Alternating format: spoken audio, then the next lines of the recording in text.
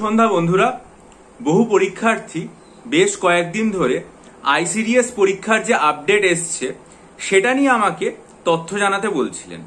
আজকে সেই অনুরোধের ওপর ভিত্তি করে এই ভিডিওটা করা। প্রথমেই বলে নি, খবরটার যে সূত্র আমি পেয়েছি সেটা হচ্ছে জি24 ঘন্টা ডিজিটাল থেকে। দেখে নাও তোমরা, জি24 ঘন্টা ডিজিটাল থেকে এটা পাওয়া গেছে। কি বলা হয়েছে, রাজ্যে লোকসভা ভোট মিটলেই বড়সড় নিয়োগ করতে চলেছে রাজ্য সরকার। আগামী 10 জুন যখন রাজ্যে এই ভোট সংক্রান্ত যে আচরণবিধি সেটা উঠে যাবে, তারপরেই অঙ্গনওয়াড়ি সুপারভাইজার পদে রাজ্য সরকার নিয়োগ করবে।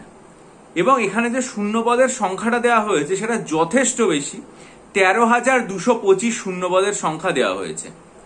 কিভাবে বলা হয়েছে যে যারা এই রাজ্যের যে কোনো জায়গার বাসিন্দা তারা অঙ্গনওয়াড়ি সুপারভাইজার পদে অ্যাপ্লাই করতে পারবেন। বয়স সীমা দেওয়া হয়েছে 18 বছর থেকে শুরু করে 42 বছর পর্যন্ত।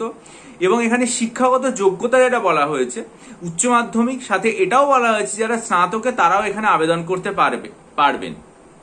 আর এই পুরো প্রক্রিয়াটা অনলাইনে হবে।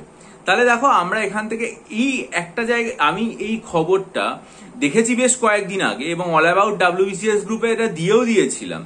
কিন্তু এই যে শিক্ষাগত যোগ্যতার কথা যেটা বলা হয়েছে যে উচ্চ মাধ্যমিক, তবে স্নাতকরাও আবেদন করতে পারবেন, এই জায়গাটা নিয়ে আমার একটু খটকা লেগেছে। যে আমি ভেবেছিলাম যে হয়তো আইসিডিএস এর ক্ষেত্রে শিক্ষাগত যোগ্যতা যেটা থাকে সেটা হচ্ছে গ্র্যাজুয়েশন, কিন্তু এখানে বলা হয়েছে উচ্চ মাধ্যমিক। তাই জন্য এটা আমার একটু অন্যরকম লেগেছে। আর এটার জন্য কোনো রকম ফি লাগবে না বলে দেওয়া হয়েছে।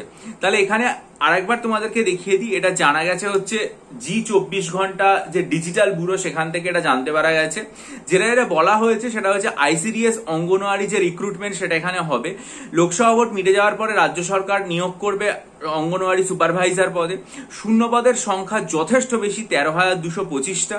এবং আরো যেটা বলা হয়েছে যে এটার জন্য সারা রাজ্যের যে কোনো জায়গার কেউই এটাতে আবেদন করতে পারবেন যাদের বয়স সীমা 18 বছর থেকে 42-এর মধ্যে।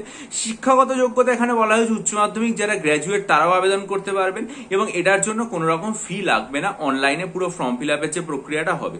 আর এই যে প্রক্রিয়াটা সেটা যখন আর কি হবে বা সেটার যখন অফিসিয়াল নোটিশ আসবে তখন আমি নিশ্চয়ই আমার চ্যানেলে বিস্তারিতভাবে এটার জন্য বলে দেবো এবং সমস্ত কিছু আপডেট তোমাদের দিয়ে দেবো।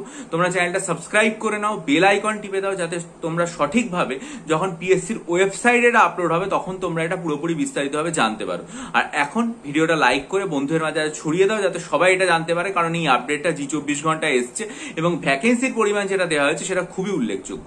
আর মিসলেনিয়াস পরীক্ষার জন্য যদি মক টেস্ট বা ক্লার্কশিপের জন্য মক টেস্ট নিতে যাও, যে পরীক্ষাগুলো হবে, তাহলে সেটার জন্য 20টা এবং 12টা যথাক্রমে মক টেস্ট আমি তৈরি করেছি। 26শে মার্চ ভিডিও আপলোড করেছিলাম, বহু পরীক্ষার্থী আগ্রহী মক টেস্ট নিয়েছেন।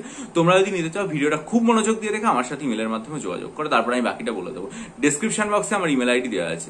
ভালো থেকো, বিজয়ী হও, সফল হও। চ্যানেলটা লাইক করে বন্ধুদের মাঝে ছড়িয়ে দিও, চ্যানেলটা সাবস্ক্রাইব করে নিও। ভালো থেকো।